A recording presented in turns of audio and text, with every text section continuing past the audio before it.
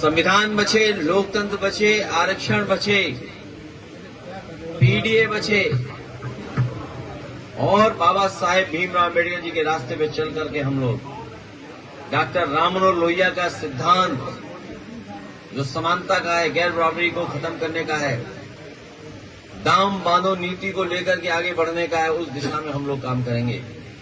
और नेताजी ने जो रास्ता दिखाया है विकास का और संघर्ष का, उसको लेकर के भविष्य में समाजवादी सरकार बनने जा रही है। इसीलिए भाजपाई लोग घबराए हुए हैं, इतने घबराए हुए हैं कि अब उनके मुंह से विकास के अलावा विनाश ही निकल रहा है। विकास कम गिना पा रहे हैं। अच्छा, विकास गिनाने निकलते हैं तो गलती से समाजवादियों का ही विकास बता देते हैं।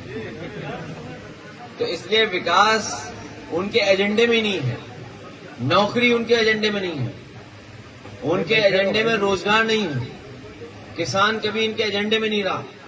और किसान अगर इनके एजेंडे में होता तो हमारा आलू पैदा करने वाला किसान और कोल्ड स्टोर चलाने वाले कारोबारी लोगों को नुकसान नहीं होता, उनको लाभ पहुंचता। आलू को खरीदने का वादा किया था, 1 किलो भी आलू नहीं खरीदा उन्होंने। मंडी को चौपट कर दिया और किसानों के लिए एक्सीलेंस सेंटर बनाए गए थे जहां उन्हें बीज और अन्य चीजें उपलब्ध हो रही थी। नए जमाने की सब्जियां, नए जमाने की टेक्नोलॉजी के साथ उन्हें लाभ पहुंचता, उसको भी इन्होंने बर्बाद कर दिया। देश का सबसे मॉडर्न काउ मिल्क प्लांट लगा, वो भी बंद कर दिया।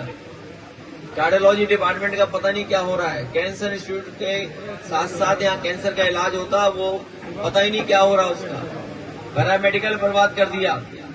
इन बर्बाद करने वालों को समाजवादी पार्टी के लोग मिलकर के वोट से हराने का काम आने वाले समय में करेंगे। और बर्बाद करते करते इन्होंने आगरा लखनऊ एक्सप्रेस वे भी बर्बाद कर दिया, उसका भी मेंटेनेंस नहीं कर रहे हैं लोग।